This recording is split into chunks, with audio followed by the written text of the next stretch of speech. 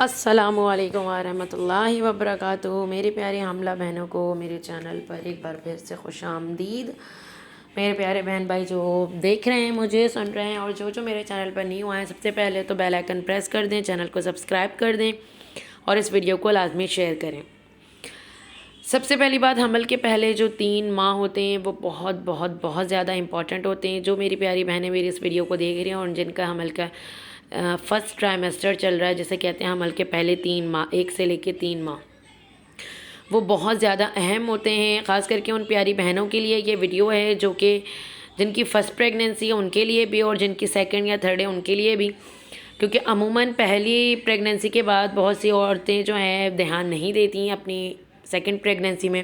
اور جن کی پہلی ہوتی ہے ان کو بھی بہت سی چیزوں کا علم نہیں ہوتا۔ تو آج اس ویڈیو میں ایک بہت اہم باتیں آپ لوگوں کو بتانے والی ہوں، تو ویڈیو آپ لوگوں نے پوری دیکھنی ہے۔ دیکھیں، حمل کے پہلے 3 ماہ ویسے بھی سائنسی پوائنٹ آف ویو سے بھی کہا جاتا ہے اہم ہوتا ہے۔ کیونکہ حمل کے اسٹارٹنگ میں جب آپ کا 3-4 ویکس جیسے ہوتا ہے تو آپ کو ڈاکٹر کے پاس لازمی جانا چاہیے، کیونکہ اس وقت بچے کی جو ہے دل کی دھڑکن سب سے پہلے آتی ہے، سب سے پہلے ہی بچے کی دل کی دھڑکن آتی ہے۔ اس کے بعد آگے جا کے سیکنڈ تھرڈ ٹرائمیسٹر جب اسٹارٹ ہوتا ہے تو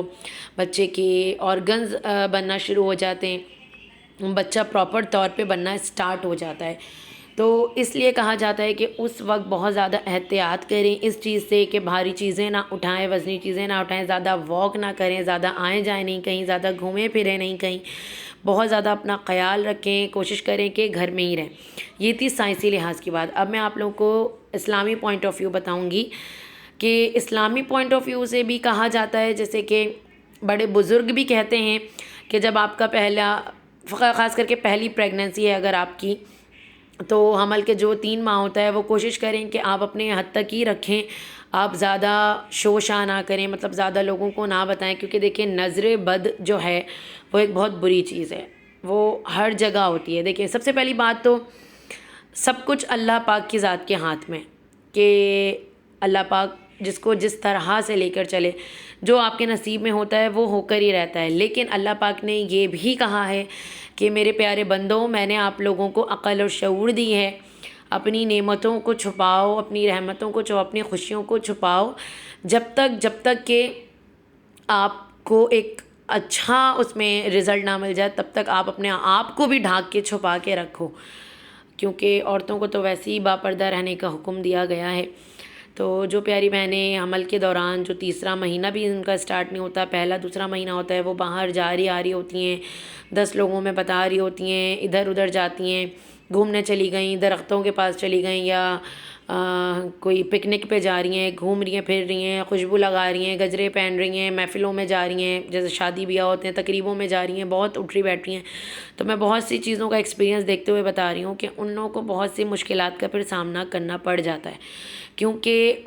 وہ مرحلہ بہت امپورٹنٹ ہوتا ہے۔ اس مرحلے میں بچے کے آرگنز، بچے کے دل کی دھڑکن، ساری چیزیں آ رہی ہوتی ہیں، تو سائنسی پوائنٹ آف ویو سے بھی بہت احتیاط کی ضرورت ہوتی ہے، اور اسلامی پوائنٹ آف ویو سے کہ اپنے آپ کو چھپا کے رکھیں، جتنا ہو سکے گھر میں رہیں، کیونکہ وہ ایک ایسا مرحلہ ہوتا ہے جس میں آپ کے بہت سے نقصانات کے چانسز ہو جاتے ہیں، جیسے کہ مسکیریجز، ارلی پریگننسی میں بہت سے مسکیریجز کا جو ہے سامنا کرنا پڑ جاتا ہے، اور آج کل بہت زیادہ عام ہے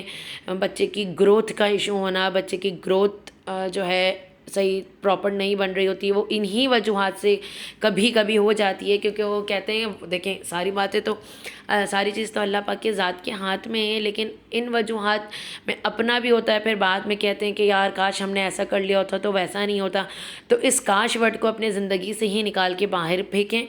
سب سے پہلی بات، اور اپنے اللہ پر عقیدہ ایمان کے ساتھ بھروسہ اور اعتماد رکھیں، اور اللہ پاک کا جو ارشاد پاک ہے آپ اس کو فالو کریں، اور اچھی سے اچھی دعائیں خیر کی کریں، تاکہ اللہ پاک آپ کو اور آپ کے حمل کی حفاظت بہترین طریقے سے فرماتا رہے۔ کیونکہ اللہ پاک سے دعا جو مائیں مانگتی ہیں اور جو اللہ پاک کا فرمان ہے اس پر چلتی ہیں، تو بے شک